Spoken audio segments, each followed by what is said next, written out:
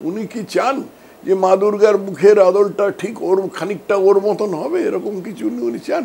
উনি অনায়াসে বলতে পারতেন যে মেক্সিকো থেকে যারা মার্কিন যুক্তরাষ্ট্রে ঢুকবার চেষ্টা করছে তাদেরকে, তারা যদি আসে তাহলে আমরা মার্কিন যুক্তরাষ্ট্রে তাদের ঢুকতে দেব। উনি অনায়াসে বলতে পারতেন। মানে সে বলাটা যতটা হাস্যকর হতো, এই বলাটাও ততটাই হাস্যকর হবে। পুজোতে ভিড় একমাত্র হতে পারে সন্তোষ মিত্র। অবশ্যই সন্তোষ মিত্র স্কোয়ারে ভিড় হবে, প্রচুর ভিড় হবে, প্রত্যেক বছর হয়। সন্তোষ মিত্র একটা অত্যন্ত, যখন ওটার নাম ছিল সেন্ট জেমস স্কোয়ার, তখন থেকে আমরা দেখতে যেতাম সেই পুজো। ছোটবেলায় ভয়ানক ভিড় হতো, লোকে দেখতে আসতো শিয়ালদা স্টেশন থেকে কাছে, সেই জন্য শহরতলির লোকও দেখতে আসতো। তো ভিড় হবে তো কি হবে, তাহলে পুজো বন্ধ করে দিতে হবে? উনি এখন বিশ্বাস করতে আরম্ভ করেছেন যে উনি সর্বশক্তিমান। অবশ্য বেশি দূর না, এই এদিকে বরাকর পর্যন্ত আর এদিকে দাঁতন পর্যন্ত, এর মধ্যে উনি সর্বশক্তিমান। কারণ হিন্দু নিজের পায়ে ছুরি মারতে, নিজের গলায় ছুরি বসাতে বড্ড ভালোবাসি। ধর্মনিরপেক্ষতা বলে একটা সালসা, যেটা মোহনদাস করমচাঁদ গান্ধী হিন্দুকে খাইয়ে গেছেন, সেটা খেয়ে এমন মতিভ্রম হয়েছে যে নিজেরা মার খেলে বলে না না এটা ঠিক হয়নি, তেমন লাগেনি, এই নিয়ে হইচই করবার কি আছে?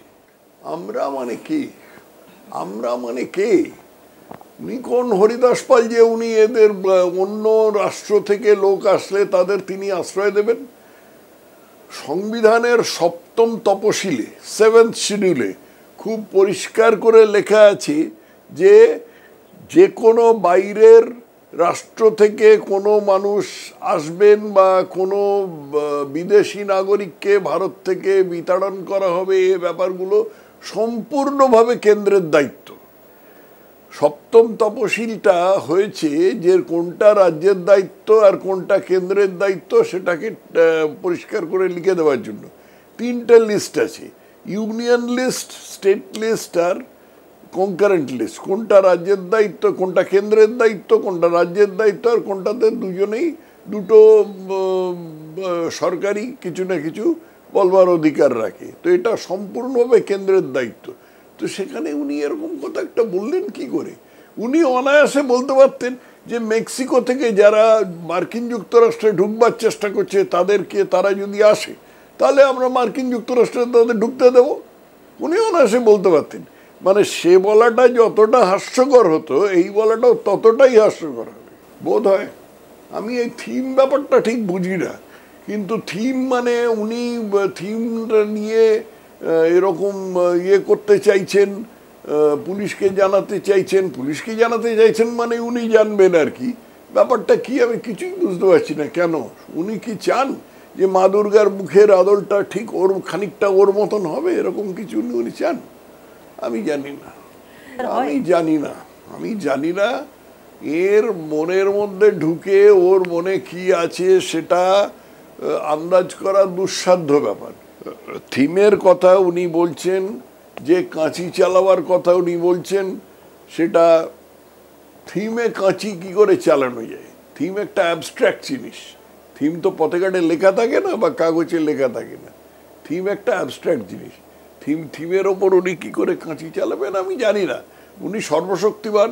মুসলমানরা যেমনি বিশ্বাস করে যে আল্লাহ সর্বশক্তিমান, তেমনি উনিও সর্বশক্তিমান, অন্তত পশ্চিমবঙ্গের 14 মধ্যে তো বটে। এটা শুনে আমার মনে হচ্ছে যে পুলিশের নির্লজ্জতা সমস্ত সীমা ছাড়িয়ে গেছে। পুলিশের তো দোষ নেই, তারা হুকুমের চাকর। তাদেরকে বলে দেওয়া হয়েছে তোমাদের দলদাসের মতন আচরণ করতে হবে, তোমাদের সাংবিধানিক পন্থায় আচরণ করবার কোনো দরকার নেই। তুমি যদি তা করো তাহলে তোমাকে এদিকে ওদিকে ধাপধড়া জায়গায় পাঠিয়ে দেওয়া হবে। সেই জন্য পুলিশ ওই রকম আচরণ করছে। আর নির্লজ্জতাটা সীমা ছাড়িয়ে গেছে, মানে হিন্দিতে যাকে বলে বেশর্মি কা কোই হদ নেই হয়।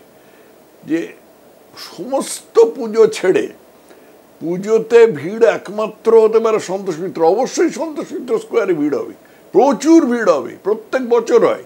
সন্তোষ মিত্র একটা অত্যন্ত, যখন ওটার নাম ছিল সেন্ট জেমস স্কোয়ার, তখন থেকে আমরা দেখতে যেতাম সেই পুজো। ছোটবেলায় ভয়ানক ভিড় হতো, লোকে দেখতে আসতো শিয়ালদা স্টেশন থেকে কাছে, সেই জন্য শহরতলির লোকও দেখতে আসতো। তো ভিড় হবে তো কি হবে, তাহলে পুজো বন্ধ করে দিতে হবে? বাগবাজারের পুজো ভিড় হয় না? অন্য এতগুলো সিমলা ব্যায়াম সমিতির পুজোয় ভিড় হয় না, সেখানে স্ট্যাম্পিড হতে পারে না। কিন্তু সন্তোষ মিত্র স্কোয়ারই ধরতে হবে। কেন সন্তোষ মিত্র স্কোয়ার? কারণ সজল ঘোষ ওর চোখের বালি, সেই জন্য সন্তোষ মিত্র স্কোয়ারকেই ধরতে হবে। প্রত্যেক পুজোর যে পুলিশ বলতে পারে যে আপনারা এমনভাবে সাজান যে যাতে ধাক্কাধাক্কি না হয়, কিন্তু ভিআইপি এন্ট্রি, ভিআইপিতে গেট থাকবে না, এটা কিভাবে উনি সিদ্ধান্ত নিতে পারেন আমি জানি না। ওই যে বললাম যে মুসলমানরা যেন বিশ্বাস করেন যে আল্লাহ সর্বশক্তিমান, তেমনি উনি এখন বিশ্বাস করতে আরম্ভ করেছেন যে উনি সর্বশক্তিমান। অবশ্য বেশি দূর না, এই এদিকে বরাকর পর্যন্ত আর এদিকে দাঁতন পর্যন্ত, এর মধ্যে উনি সর্বশক্তিমান। তো অনেকদিন ধরেই হয়ে আছে। হিন্দুকে মারা হচ্ছে, পূর্ব বাংলায় মারা হয়েছিল, খুব ভালো রকম করে মারা হয়েছিল, যার ফলে পূর্ব বাংলায় যেখানে 1941 সালে হিন্দুর অনুপাত ছিল 29%, সেটা এখন এসে দাঁড়িয়েছে 7% না 8%।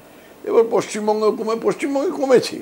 পশ্চিমবঙ্গে 1951 সালের লোকগণনা অনুযায়ী সেটা ছিল তোমার 20%, এই 80%, সেটা এখন 70% কমে চলে গেছে। তারপরে আরো কমবে।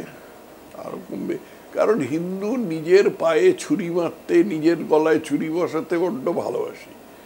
ধর্মনিরপেক্ষতা বলে একটা সালসা, যেটা মোহনদাস করমচাঁদ গান্ধী হিন্দুকে খাইয়ে গেছেন, সেটা খেয়ে এমন মতিভ্রম হয়েছে যে নিজেরা মার খেলে বলে না না এটা ঠিক হয়নি, তেমন লাগেনি, এই নিয়ে হইচই করবার কি আছে। পশ্চিমবঙ্গে ক্লাবের সংখ্যা 2011 সাল থেকে অস্বাভাবিকভাবে বেড়েছে। এই ক্লাবগুলোতে কি হয়? এগুলোতে তো কোনো খেলাধুলো হয় না, কোনো আউটডোর গেমস হয় না, এগুলোতে গুলতানি হয়, এগুলো সন্ধ্যেবেলা খুব বেশি হলে ক্যারাম খেলা হয়, টেবিল টেনিসও খেলার জায়গা নেই বা ব্যবস্থা নেই, খুব বেশি হলে ক্যারাম খেলা হয় বা তাস দাবা খেলা হয়, আর একটু রাত্রির হলে চোলাই খাওয়া হয়। আর নির্বাচনের সময় এই ক্লাবগুলো খুব কাজে লাগে, কারণ ক্লাবে অনুদান যায়, সেই অনুদানের পয়সায় স্ফীত হয়ে তার উপরে এদের তোলাবাজি করবার অধিকার আছে। পুলিশ কিছু বলে না, পুলিশ বস্তুত এই ক্লাবের কথা শুনে চলে। সেই জন্য এই ক্লাবগুলো আজকে এমন একটা পরিস্থিতিতে এসছে যে তারা যা খুশি করতে পারে। যে সিপিএমের আমলে ক্যাডাররা যেরকম করতো, সেরকম এখন মমতার আমলে ক্লাবগুলো সেরকম করছে। প্রথম কথা, শিল্প মানে কি? চপ ভাজা সেটাও তো শিল্প, সে তো মুখ্যমন্ত্রী নিজেই বলেছেন আর কি। তো পুজোর সঙ্গে অবশ্য চপ শিল্পর একেবারে সম্পর্কহীন তা বলা যাবে না, কারণ পুজোর সময় প্রচুর চপ রান্না হয়। এছাড়া মুখ্যমন্ত্রীর কথায় কোনো তথাকথিত বুদ্ধিজীবী কথাটা একটা গালির পর্যায়ে চলে গেছে।